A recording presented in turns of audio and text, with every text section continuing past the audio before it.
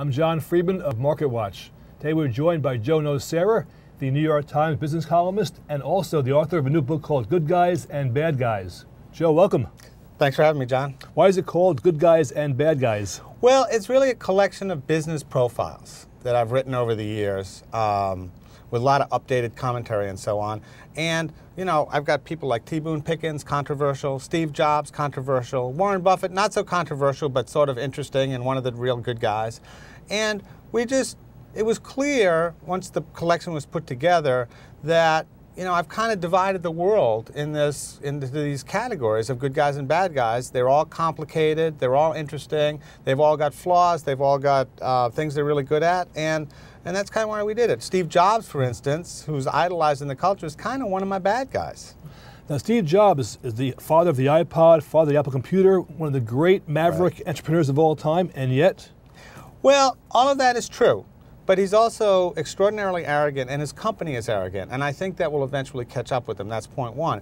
Point two is, there's no question in my mind that he was in up to his neck in the stock options backdating, but nobody wants to take him on because they're afraid of what it would do to Apple stock. And number three, it bothers me that they view their products as fundamentally disposable. In other words, if a battery breaks in your iPhone, they really just want you to throw it away and buy another one because you can't really replace it very easily. And it bugs me that, you know, they've created this ethos around their products that people are unwilling to say what's wrong with their products because they're considered gods. Who are some bad guys?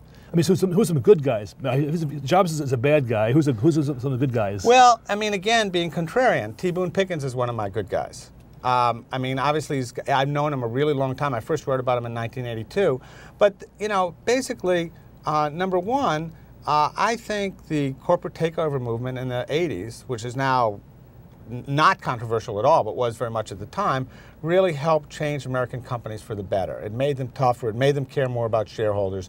They just couldn't be as lethargic as they used to be because these guys, these corporate raiders, were trying to, you know, take them over. You're seeing a scene now. Let's move it forward. You're seeing Microsoft now and Yahoo. Is Jerry Yang of Yahoo a good guy or a bad guy? Oh, he's a bad guy. If you're going to, okay, why? That's easy. I mean, if you're going to go to the public markets and take the money from the public and investors, you have a fiduciary responsibility to those shareholders, and you cannot turn your back on them because you don't want to be bought by Microsoft. Microsoft, good guy or bad guy? He's sort of neither. He turns out to be a pretty wishy-washy guy. I mean, if you're going to make a launch takeover attempt, don't back away. Go for it. The guys that run Google, good guys or bad guys? Well, that's complicated.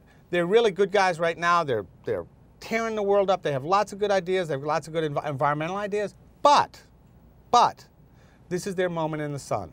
And as Bill Gates once said to me, I had my moment. Microsoft had its moment 20 years ago. Now it's their moment. Someday it'll be somebody else's moment. This will not last forever. This is one of the good guys, folks. Joe, thanks for your time. Thanks for having me, John. We're talking with Joe Nocera of the New York Times, also the author of Good Guys and Bad Guys, and I'm Jon Friedman of MarketWatch.